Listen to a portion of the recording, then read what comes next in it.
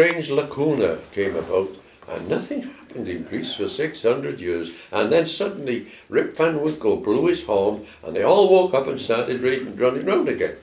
Well, that's crazy. It's mad. And they're asking Joe Public to believe this. Trojan War 628 or 38 BC, not 1200 BC. And that's the key, the Trojan War.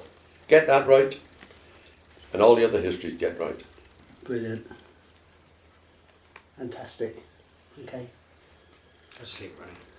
Right. I don't know what else you want to know. It's a back foot position, Alan. Yeah, it's... Not a defensive position. No, I'm not defending. Positive mode. What I'm saying is that our histories are accurate, and that they've been denigrated, and other histories all over Europe and Asia, they've been denigrated and messed about to fit a fake pattern that early people doing this work, they went out to Egypt, they were, imagine 1860, 1870 and all that, they wouldn't have the tools to, so they cooked up an ancient history. Well, the older the thing was, the more grants you could get. If you were digging up 500 BC, you got grants. If you dug up something 800 BC, you got more money. The older it was, the more cash you could get your hands on. Yeah. And it's all about, this is the ancient stuff, and it ain't. Let me ask you a question now. Why is this important to you? It's important to me because we have delved into history, and we've been lampooned and abused and had rubbish talked about us. And we're not doing anything other than take the histories, examine them, and see if they're correct. That's all we do. And I think that the British nation as such, I'm British, you're British, we deserve to have our accurate, correct history. It belongs to us, it's what we are. It's how we are, where we are today is because of the past. And so as our British history, we want it restored. Now, if Alboin did come from Syria to Britain, and we can show that he did, right? Then it's not a mythical ancient history and to be the academic idea to take any notes of that. It's something to be taken seriously. And if Brutus came here, again, ancient, after the Trojan War, you have to realise that the Trojan War has to be accurately dated, because one of our ancestors was a descendant of that conflict. And it's important to us to know. It's our history, it belongs to us. Brilliant. It's our property. Brilliant. Why is it important to you? Turn it I down. don't want to show them damn tattoos. That's all right. Yeah. Not that there's anything wrong with them, man. These are distinguishing features, mate. That's it. Any questions? Get that one switched around as well. I'm not sure next for Oxford and Cambridge. Yeah. So why is it important to you, Byron? I've always been interested in British cultural heritage. I'm basically a mixture between Northumbrian and Old Stock. I can trace myself back to the Newcastle area, going back centuries. The ancient name of one of the main streets in Newcastle is one of an ancestor's name and my dad's name. On the other side of the family, it's old Irish stock from Cork, which makes me a clean split of Irish and Northumbrian. Interestingly, Alan's the same, except his clean split is Northumbrian and Morgannwg, Old British Welsh. It's exactly a clean split. Right. He's more passionate than me. Alan's more passionate. He's got more of a feels as though he wants to emotionally become involved in it, whereas I've got more of a business attitude. I'm interested, always have been interested in cultural heritage and history, but I'm not one of these art for art's sakes types. If there's no money in it, there's no waste of time. Life's too short and all that. Yeah. So I let it do if it's got advantageous monetary benefits. That's if it didn't have any of that, it wouldn't be worth doing. You're wasting your time. Even if you're interested, you're still wasting your time. Now these books, according to the reports from America, particularly one in particular, the Satanic Protocol, selling hotcakes in Pennsylvania.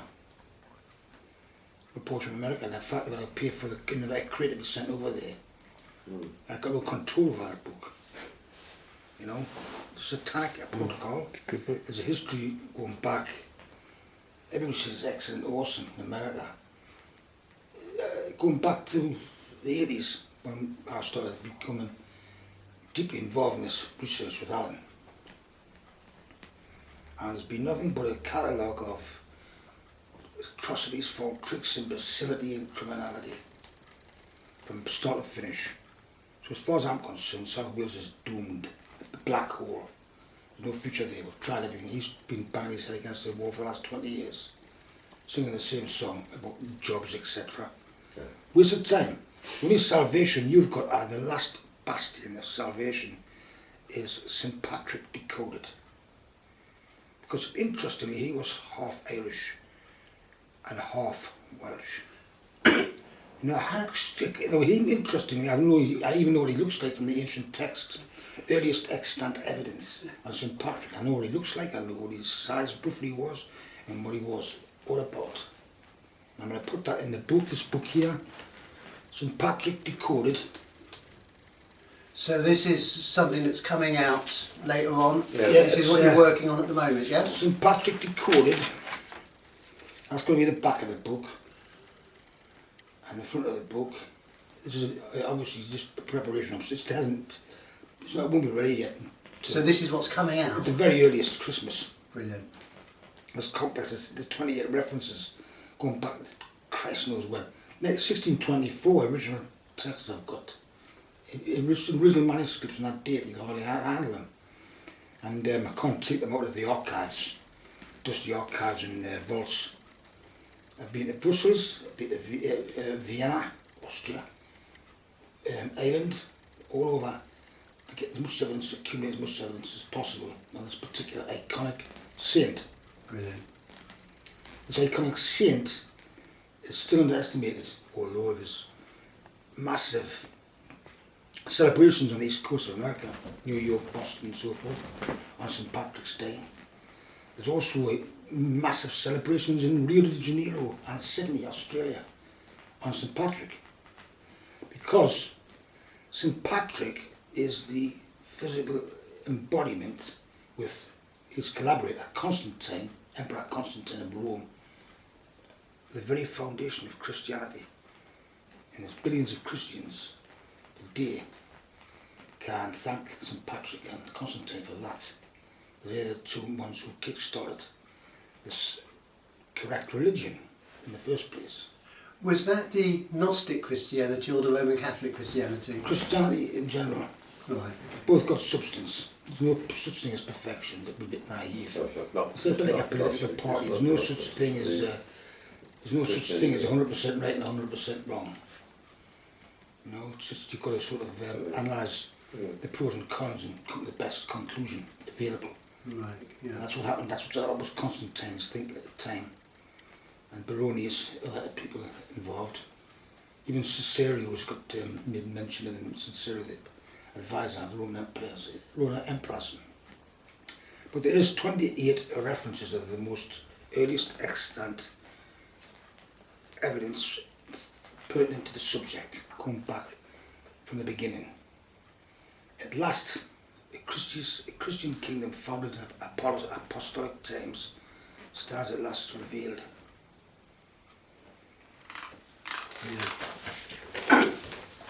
Alan, you were saying about Wales being dead to all this sort of stuff. Is it because too many English people have got into certain positions in the universities and yes, the councils and all that? Yeah, there weren't any universities in Wales. There were anciently universities in Wales, but they got scrubbed up. So all that was legally left was Oxford and Cambridge and London. Right? Well, then when there was a need to sort of spread learning and scholarship, universities started to be built. Well, they weren't really developed in Wales until the beginning of the 20th century, you know. And so they were rather new. And so the people who were put into place to run them were all educated in England. Yeah. So it's like, you know, they're all miseducated, coming in with the wrong ideas and the wrong sort of foundation. So there was conflict, and they decided that the Glamorgan histories were all forged. And they were forged by one man, Edward Williams, known as Yolo Morgana, right? Well, Edward Williams would have sat down and worked 28 hours a day, frantically writing 600 words a minute, and in an 8-day week, you know, for 50 years to produce all this mass. But they got away with it by saying he wasn't an academic, you see. What he did was to go around to all the ancient manor houses and big houses, because the people who had books were the rich. And the books were very valuable in those days. There was no, the modern printing didn't exist, did it? From Caxton. And so people who had old books, the books were very valuable. And the only way to get it was go to the Lord or the Earl or the Sir this and his manor house, and he might let you see the books. Or the church had them. And you could then make copies, which is what he did. Right. So he was then accused of being the greatest forger on the planet, which actually, now we got better access with the modern day photographic means and internet and that, and he was perfectly true, and he could not have forged on the scale they say. I mean, Adolf Hitler would have employed him like that if he could, you know, because he can make Dr. Goebbels look like an amateur, you know, and so they smeared this history to get rid of it, because at the time they were worried about kings of Wales.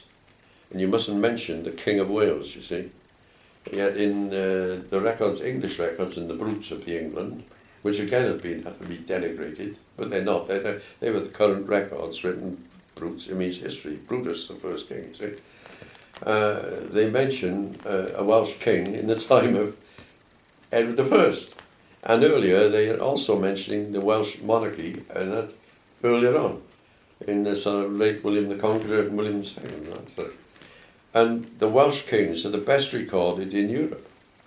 And there's no doubt about this. Most detailed and best recorded. And you can find them. Because what used to happen? The Christian church in Britain was founded in Wales, right? And it arrived in Britain in the last year of Tiberius, which is 36 AD. It wasn't founded in Rome. Christianity is founded in West Wales, okay? In the last year of Tiberius. And it spread into Wales, okay?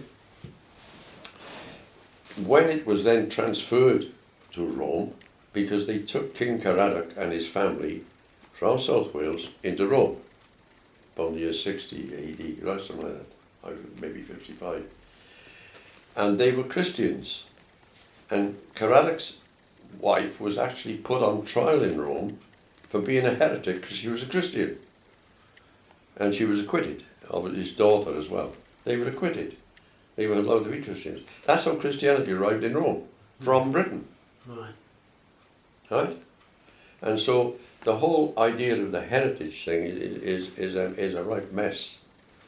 And you had this foundation of Christianity there in Wales going on and on and on. Well, that turned out later to be quite different for the Christianity developed in Rome, and as you had conflicts in later centuries. But that's the basis of it. That's where it all begins.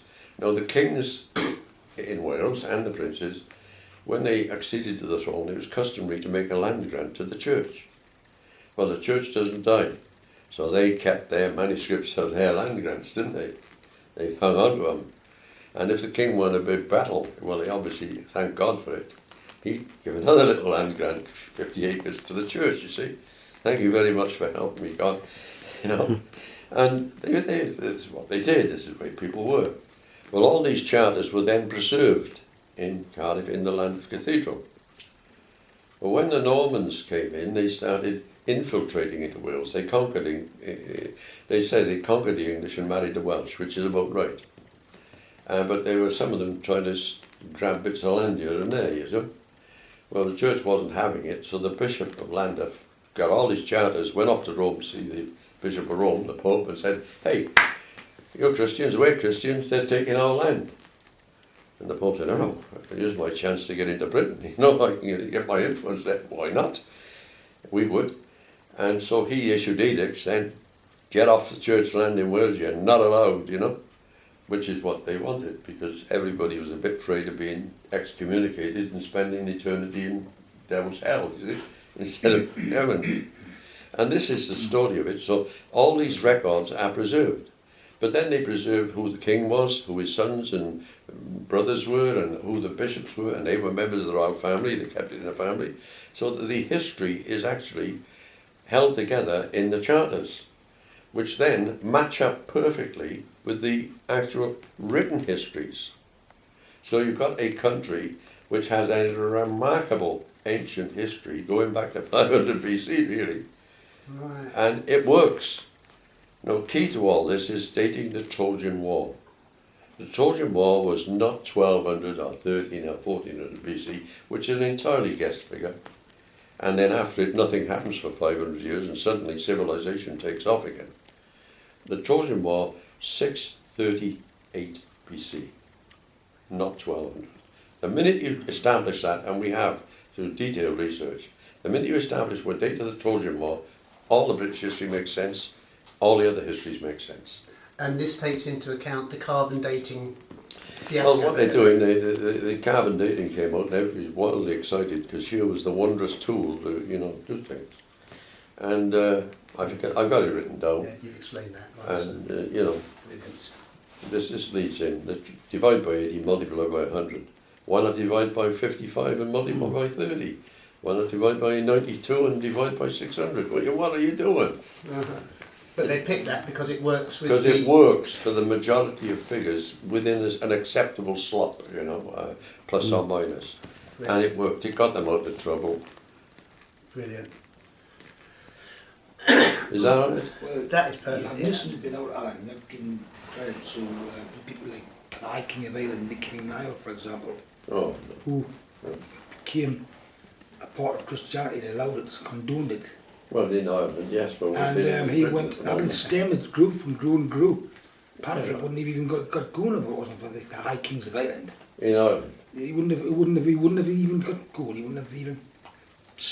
Well, that's No. another history, Tom. It's a history, We're dealing with but the establishment of it in you have Western to, Europe. It comes to it's Britain, not just and it simple. spreads out from Britain. It didn't come from the east, spreading Wales is not west. It came to responsible. Britain and spread eastwards. There's a It combination. turns the whole thing on its head.